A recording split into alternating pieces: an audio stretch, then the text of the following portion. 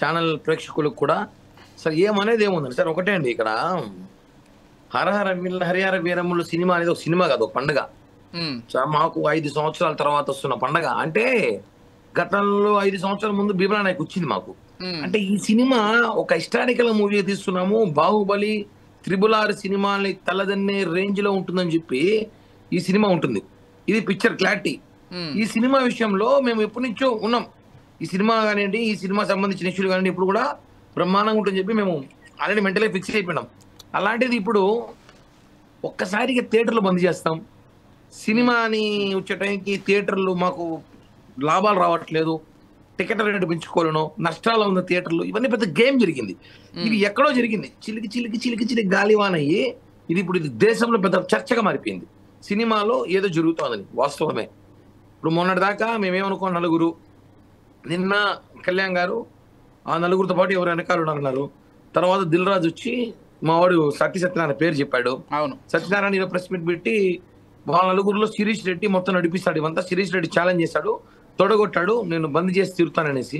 అంటే వీళ్ళు ఎవరిని బెదిరిస్తున్నారు, వీళ్ళు ఎవరిని బెదిరిస్తున్నారు? జగన్మోహన్ రెడ్డి అటువంటి కొమ్ములించినాం మేము.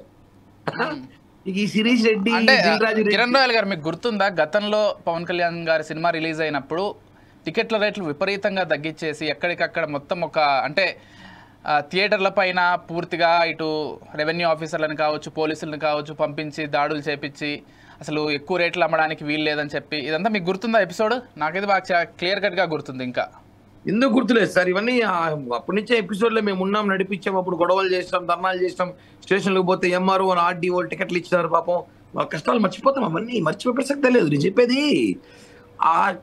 అప్పుడు అలా చేసి ఇప్పుడు ఇలా చేయడం కరెక్ట్ కాదు. అప్పుడు జగన్మోహన్ రెడ్డి ప్రభుత్వంలో సినిమా వాళ్ళంటే వాళ్ళ చిన్న చూపు.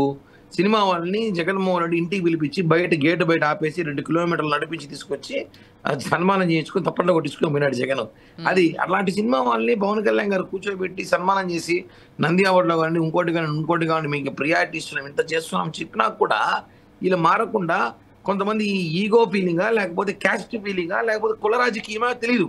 పవన్ కళ్యాణ్ గారి సినిమా వచ్చే టైంకి నేను థియేటర్ బంద్ చేస్తే మాకేమైనా బేరాలు కుదురుతాయనో, లేకపోతే నిర్మాత భయపడిపోయి వచ్చే సినిమా తక్కువ రేటుకి ఇస్తాడనో, లేకపోతే నిర్మాత సినిమా అమ్మేస్తాడనో ఏదో కుట్ర జరిగింది దీంట్లో. బలేంటి అతను తమిళనాడు నుంచి వచ్చిన ప్రొడ్యూసర్ కదా, అతను ఇక్కడ స్థిరపడిపోతాడేమో భవిష్యత్తులో, సినిమాలు మంచి సినిమాలు తీస్తే రకరకాల జరిగింది.